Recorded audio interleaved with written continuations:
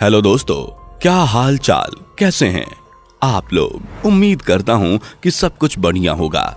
दोस्तों, कई महामारियों को देखकर आप सभी के मन में यही विचार आ रहा होगा कि कलयुग अपने सबसे ऊंचे स्तर पर है और यही जीवन का अंत है। लेकिन सच यह नहीं है।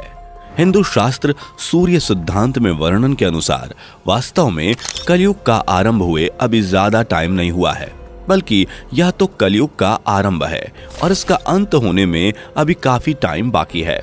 गीता में भी भगवान विष्णु ने कलयुग के आरंभ होने और इस संसार के अंत के बारे में कई बातें बताई हैं। ऐसा बताया जाता है कि भगवान शिव ने विष्णु जी को इस संसार की जिम्मेदारी सौंपी थी और भगवान विष्णु ने ही गीता के कुछ भागों में कलयुग के आरंभ और अंत के बारे में बताया है, और जिसके अनुसार इस संसार के अंत के पीछे का कारण एक महिला को बताया है और कलयुग के आरंभ में कुछ संकेत देते हुए कृतियों का वर्णन किया गया है जो आपको कलयुग के आरंभ का संकेत देता है। गीता में वर्णन के अनुसार जब एक स्त्री अपनी श्रृंगार के बाल काटने लगे, जिस दिन एक बेटा अपने पिता पर हाथ उठा देगा, जब चारों ओर सिर्फ असत्य का बोलबाला होगा और सत्य का कोई महत्व नहीं रह जाएगा, जब स्त्रियां अपने घर में ही सुरक्षित महसूस नहीं करेंगी, लोगों के अंदर से डर खत्म हो जाएगा और उनकी अकाल मृत्यु होना शुरू हो जाएगी, जो कि बहुत कष्टकारी होगी।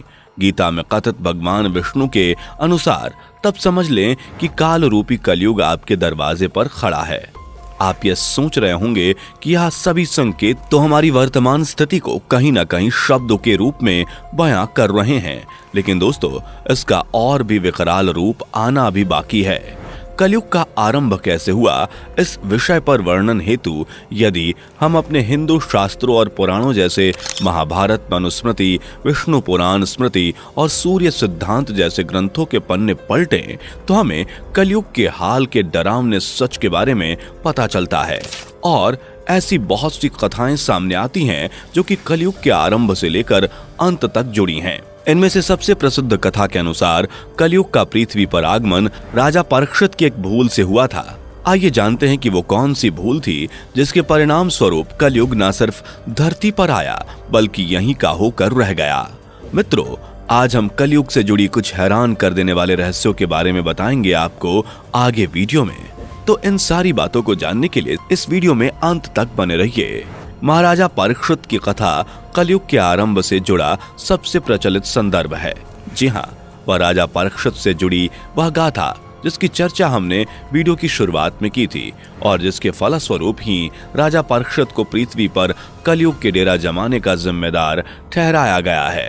क्या आपने कभी सोचा है ऐसे क्या कारण रहे होंगे जिसके चलते कलयुग को धरती पर आना पड़ा। महाभारत की समाप्ति के साथ द्वापर युग की समाप्ति के दिन भी समीप आ रहे थे।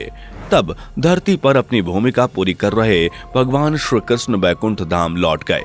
तब पांडवों का मन भी इतनी रंच और हिंसा के बाद धरती पर नहीं लग रहा था और उन्होंने सब कुछ त्याग मोक्ष की यात्रा पर जाने का निर्णय लिया और धर्मराज युधिष्ठिर ने अपना पूरा राजपाट त्याग कर अर्जुन के पुत्र अभिमन्यु और उत्तरा के पुत्र परीक्षित को सौंप दिया, जिसमें उन्होंने परीक्षित को सर्व अधिकारियों के साथ सम्राट घोषित किया। अन्य पांडवों और द्रौपदी सहित महाप्रयाण के लिए हिमालय की ओर निकल गए। अब धरती पर राजा परीक्षित का राज था, जो कि भगवान कृष्ण, माता लक्ष्मी, पितामह भीष्म और विदुर जैसे विद्वानों की कमी के बावजूद अच्छे से राजपाट चलाने का प्रयास कर रहे थे।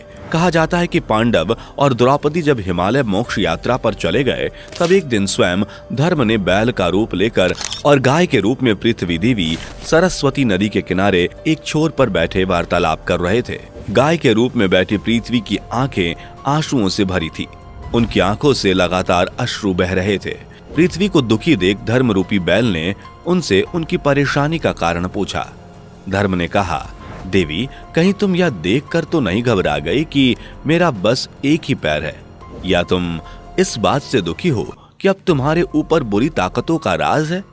इस सवाल का जवाब देते हुए पृथ्वी देवी बोली, धर्म, तुम तो सब कुछ जानते हो। ऐसे में मुझसे मेरे दुखों का कारण पूछने से क्या फायदा है।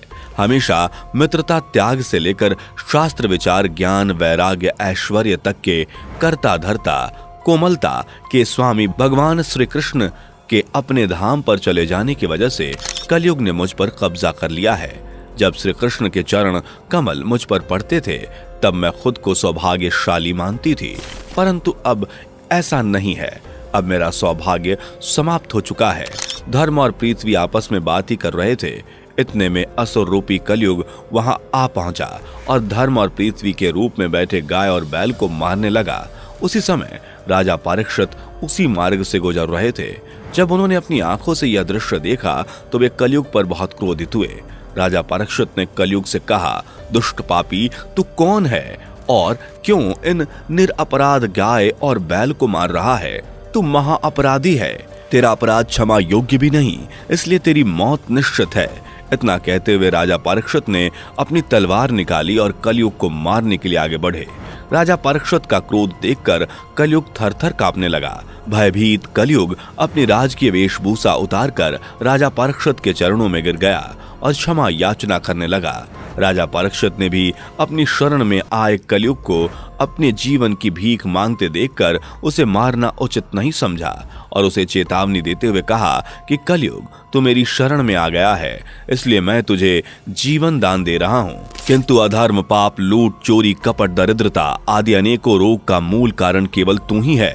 तू मेरे राज्य से अभी निकल जाओ और फिर कभी लौट कर नहीं आना। कलयुग ने राजा परीक्षित की बात सुनकर बड़ी चतुराई से कहा कि पूरी पृथ्वी पर आपका निवास है। पृथ्वी पर ऐसा कोई स्थान नहीं है जहां आपका राज नहीं हो। ऐसे में पृथ्वी पर रहने के लिए मुझे आप स्थान प्रदान कीजिए। कलयुग के ये कहने पर राजा परीक्षित ने काफी सोच विचार कर असत्य, काम और क्रोध वासना का निवास जहां भी होता है, इन चारों स्थान पर तुम रह सकते हो। परंतु इस पर कलयुग बोला, हे राजा, यह 4 स्थान मेरे रहने के लिए अपर्याप्त हैं। मुझे अभी और जगह की जरूरत है। कलयुग की यह बात सुनकर राजा परीक्षित ने विचार कर कलयुग को रहने के लिए स्वर्ण के रूप में 5वां स्थान प्रदान किया। कलयुग इन स्थानों के मिल जाने पर प्रत्यक्ष रूप से तो वहां से चला गया, लेकिन कुछ दूर जाने के बाद अदृश्य रूप में वापस आकर राजा परीक्षित के स्वर्ण मुकुट में निवास करने लगा और फिर इसी तरह से कलयुग का आगमन धरती पर हुआ। मार्कंडेय पुराण में वर्णन मिलता है कि कलयुग के शासक मनमाने ढंग से जनता पर राज करेंगे, मनचाहे ढंग से उनसे लगान वसूल करेंगे।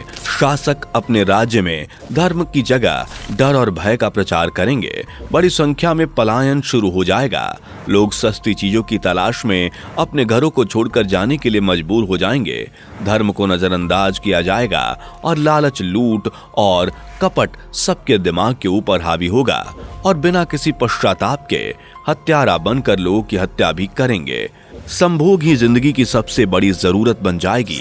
लोग बहुत जल्दी वचन कस्में खाएंगे और उसे तोड़ भी देंगे। लोग मदिरा और अन्य नशीली चीजों की चपेट में आ जाएंगे।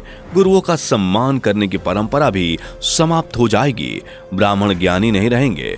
क्षत्रियों का साहस खत्म हो जाएगा और वैश्य भी व्यापार में ईमानदार नहीं रहेगा। जीवन में हो रहे हर एक बुरी स्थिति के लिए इस कलयुग को किन कारणों की वजह से मनुष्य के किए हर एक विकृति के लिए जिम्मेदार ठहराया जाता है, इसके पीछे का कारण क्या है, इसकी वजह से चाहे किसी व्यक्ति की आपसी द्वेष के कारण हत्या कर दी गई हो, किसी नाबालिग कन्या के साथ दुष्कर्म किया गया हो, अपने ही पुत्र ने माता और पिता को घर से निकाल दिया हो, धन के लोभ में पत्नी ने पति की हत्या कर दी हो, या धन प्राप्ति की लालसा में मनुष्य को अपने ही लोगों को मारने पर विवश कर दे और किसी भले इंसान की गई भलाई उस पर भारी पड़ जाए,